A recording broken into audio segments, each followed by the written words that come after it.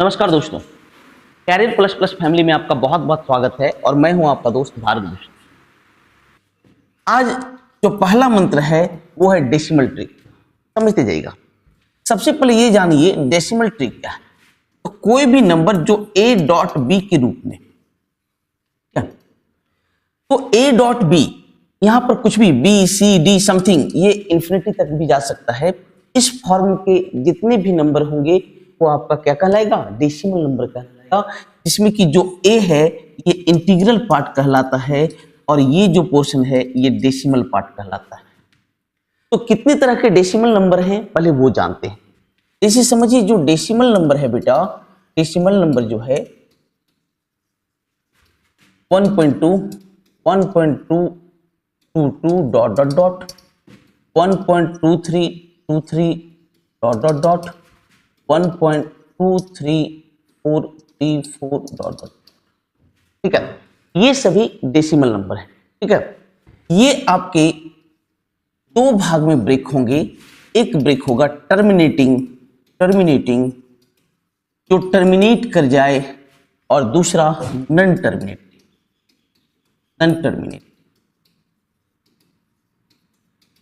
आप यहां से देख सकते हैं कि ये टर्मिनेट कर गया है, ये रुक गया है, ये टर्मिनेटिंग में आएगा। लेकिन इन तीनों को देखिए, ये इनफाइनाइट तक जा रहे हैं, ये सब क्या कहलाएंगे, इनटर्मिनेटिंग कहलाएंगे। तो 1.2 आपका टर्मिनेटिंग हो गया और ये आपका 1.222 dot dot dot, 1.2323 dot dot dot, 1.2343 dot dot dot, ये आपके नन टर्मिनेटिंग कहलाएंगे। अब ध्यान से देखिएगा इन सबको, ये दो भाग में बढ़ता है। पहला रेकरिंग यानी आवर्त दशमलव, ये आपका क्या कहलाता है, अशांत दशमलव, और ये क्या कहलाता है, शांत दशमलव। ये शांत हो चुका है इसलिए शांत दशमलव, और ये इन्फिनिटी तक जा रहा है इसलिए अशांत दशमलव कहते हैं। ये दो भाग में बढ़ता है, रेकरिंग एंड नन रेकरिंग। ध्यान से देखते जाइएगा। आवर्त दशमलव और अनावर्त दशमलव। ठीक है, अब आप समझिए रीअकर, रेकरिंग। ठीक है, जो बार बार रिपीट करे, जहां बार बार रिपीट करे, कुछ भी चीज रिपीट करे। तो आप देखिए यहाँ 222 रिपीट कर रहा है, यहाँ 232323 रिपीट कर रहा है कि नहीं। एक और एग्जांपल ले लीजिए, 1.2345 डॉट डॉट डॉट। लेकिन यहां देखिए, यहाँ कोई भी आपका डिजिट या नंबर या ग्रुप आपका रिपीट नहीं कर रहा है, तो ये नन रेकरिंग आएगा। लेकिन आप यहाँ देखिए, यहाँ बार बार 2 रिपीट कर रहा है, यहाँ 232323 रिपीट कर रहा है, यहाँ 343434 रिपीट कर रहा है, इसलिए रेकरिंग कहलाएगा। रीअकर, रिपीट करे जहां, लेकिन इसमें कहीं कुछ रिपीट नहीं कर रहा है। ये लग रहा है, आपको लग रहा होगा कि अगला डिजिट 7 होगा, बिल्कुल नहीं। ठीक है, अगर कोई अंक या अंक समूह 3 बार लिख दिया जाए, मतलब ये रिपीट करने वाला है। क्लियर है कि नहीं। इसका मतलब नन रेकरिंग में 1.23456 डॉट डॉट नन रेकरिंग कहलाएगा, जबकि ये तीनों 1.222 dot dot dot, 1.232323 dot dot dot, 1.23434 dot dot dot, ये क्या कहलाएगा, रेकरिंग कहलाएगा। क्या कहलाएगा बेटा, रेकरिंग कहलाएगा। क्योंकि यहां देखिए अंक या अंक समूह रिपीट कर रहा है, अंक या अंक समूह रिपीट कर रहा है। क्लियर है कि नहीं। अब देखिए, ये दो भाग में, एक प्योर रेकरिंग कहलाएगा,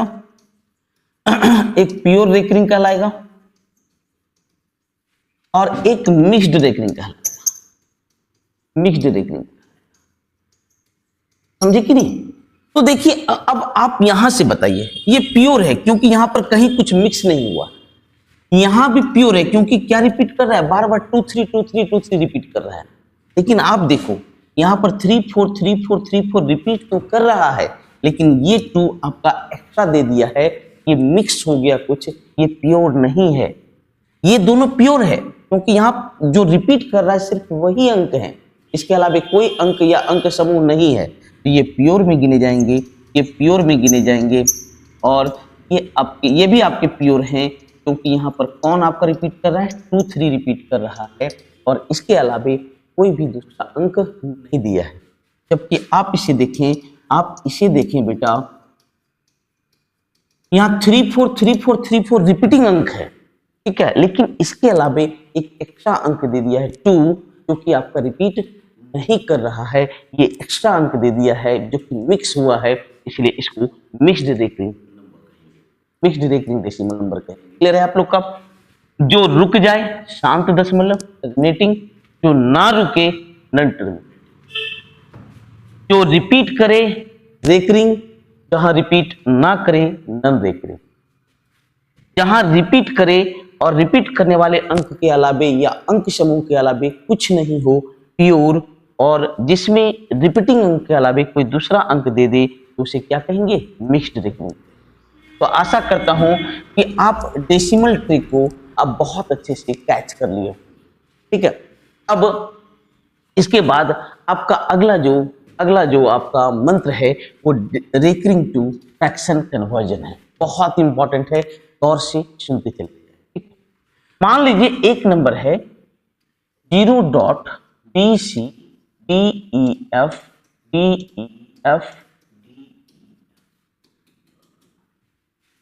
तो आप यहां देखेंगे कि कौन सा अंक समूह है जो बार बार आ रहा है। तो आप बोलोगे सर कि जो DEF है सर ये बार बार रिपीट कर रहा है। तो जो अंक या अंक समूह बार बार रिपीट करता है उसके ऊपर क्या करते हैं, बिंदी लगा देते हैं या लकीर,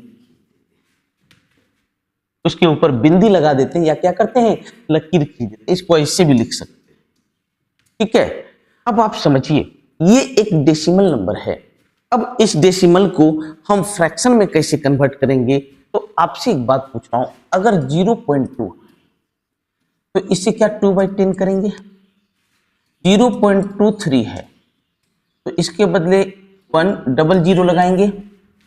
तो दशमलव के बाद जितने अंक होते हैं उसके बदले क्या लिखते हो, 0 लिखते हो। आप इसको ऐसे पढ़ें, बिना रेकरिंग वाले के लिए आप क्या लिखते हो, 0 लिखते हो।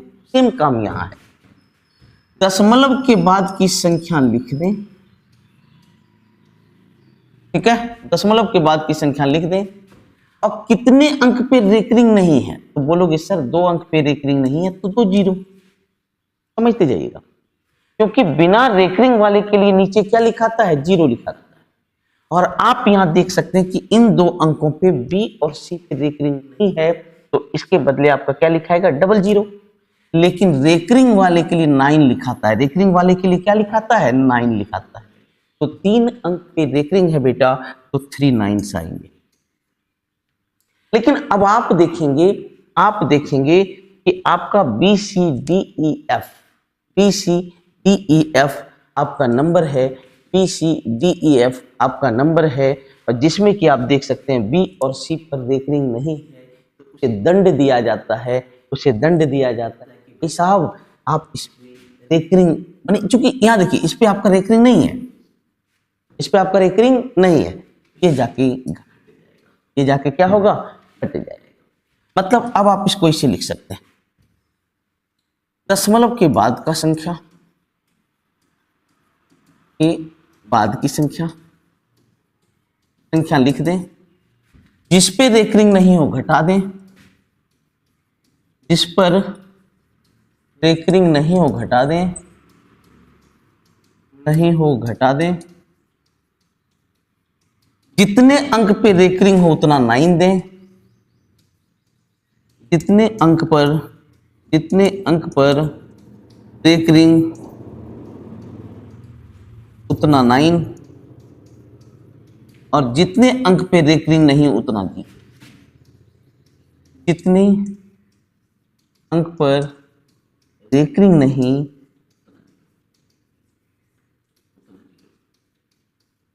क्लियर है कि नहीं। अब आप इसको जब एग्जाम्पल से सीखेंगे तो आपका हर कॉन्सेप्ट क्लियर हो जाएगा। एग्जाम्पल के तौर पर, ठीक है, मान लीजिए 0.12, मैं क्या बोला कि दशमलव के बाद की संख्या को लिख दें। अब 1 पे रेकरिंग नहीं है तो उसे दंड मिलता है, वो घट जाता है। अब एक अंक है बिना रेकरिंग वाले के लिए क्या देते हो 0, जबकि रेकरिंग वाले के लिए क्या लिखाता है 9। तो 2 अंक पे रेकरिंग है तो 2 9, और एक अंक पे रेकरिंग नहीं है तो 1 0। क्या हो गया 1 2 2 बाय 9 9। अरे क्लियर है या नहीं है? एक और एग्जांपल लीजिए 0.562। ठीक है, और बढ़ा देता हूं मैं 3, थोड़ा सा और चेंज कर देता हूं 4 6। ठीक है, यहां तक क्या नियम बोला, दशमलव के बाद जितने अंक हैं उसे लिख दो 5 6 2 3 4 6। क्लियर है? अब इस पे रेकरिंग नहीं है तो इसे दंड मिलेगा ना भाई, रेकरिंग का सवाल है, आप पे रेकरिंग नहीं है तो इसे घटा दो, इसे घटा दो। अच्छा, बिना रेकरिंग वाले के लिए क्या लिखा जाता है 0, तो 2 अंक पे रेकरिंग नहीं है तो 00, जबकि 4 अंक पे रेकरिंग है तो 4 क्या लिखा जाएगा 9, और यही आपका आंसर। क्लियर है कि नहीं? एक और ले लीजिए 0.12345। अब आप देखिए दशमलव के बाद की संख्या लिख लें। अब इस पर आपका रेकरिंग नहीं है, रेकरिंग के सवाल में रेकरिंग नहीं है, उसे दंड दो, वो घटेगा। अब एक अंक पे रेकरिंग नहीं है तो 1 0, जबकि इन 4 अंकों पे रेकरिंग है तो 4 क्या लिखा जाएगा। इस प्रकार आप कोई सा भी रेकरिंग का नंबर है आसानी से उसे कन्वर्ट कर सकते हैं। किसमें कन्वर्ट कर सकते हैं? फ्रैक्शन में। लेकिन अब आपके मन में आएगा कि सर आप बताओ सर इसका क्या होगा।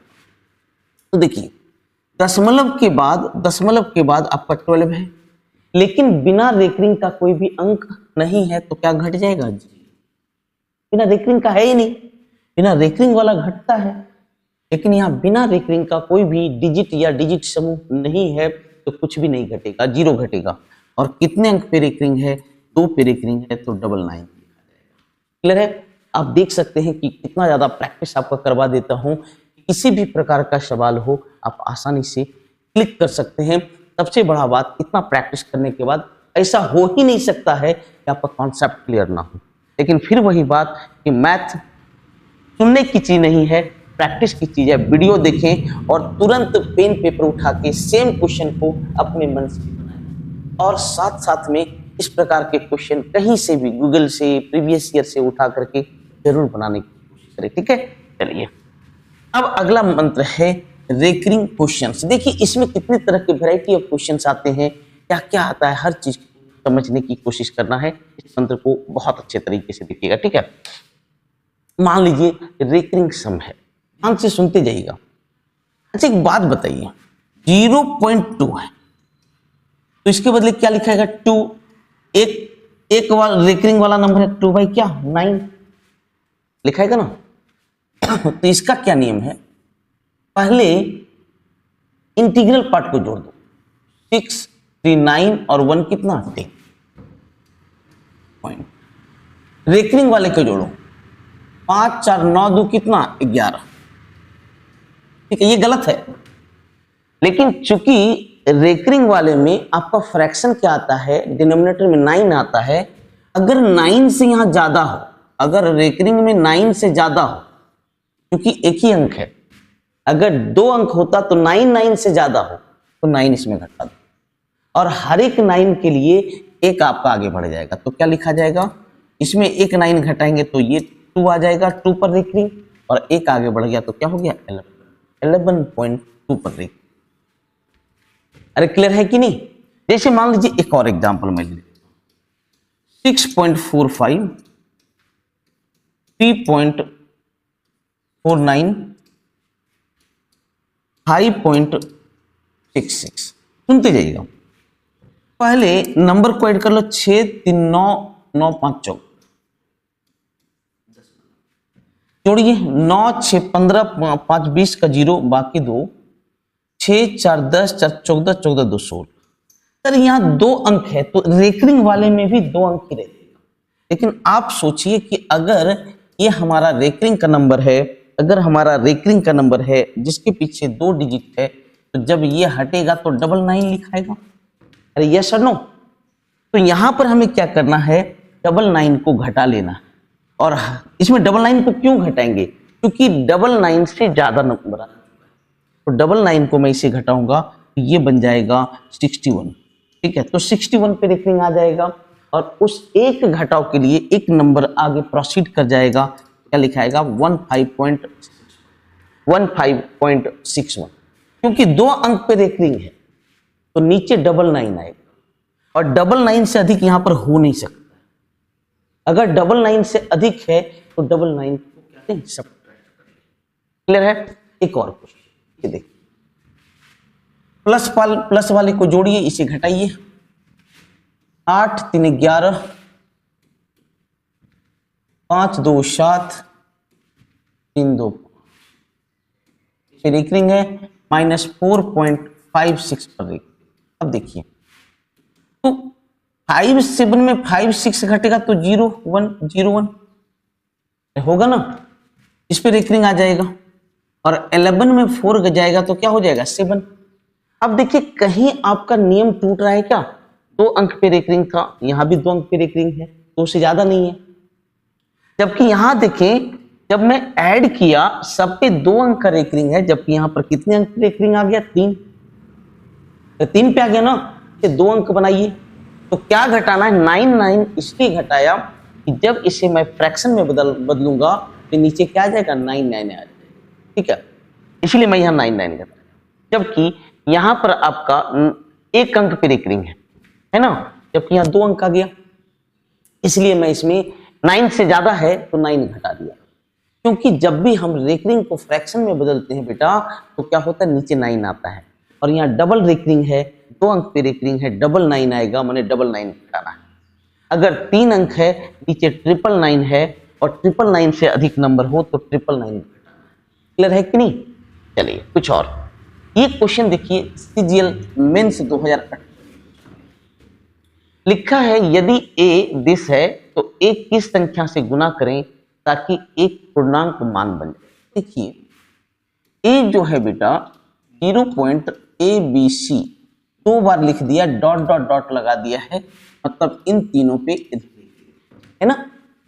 अब आप इसे लिख सकते हो ए, आप क्या लिख सकते हो बेटा, ABC बाई 999। क्लियर है कि नहीं?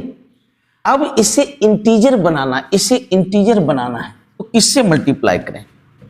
तो आप बोलोगे सर 999 से अगर मैं मल्टीप्लाई कर दूं तो ये बचेगा।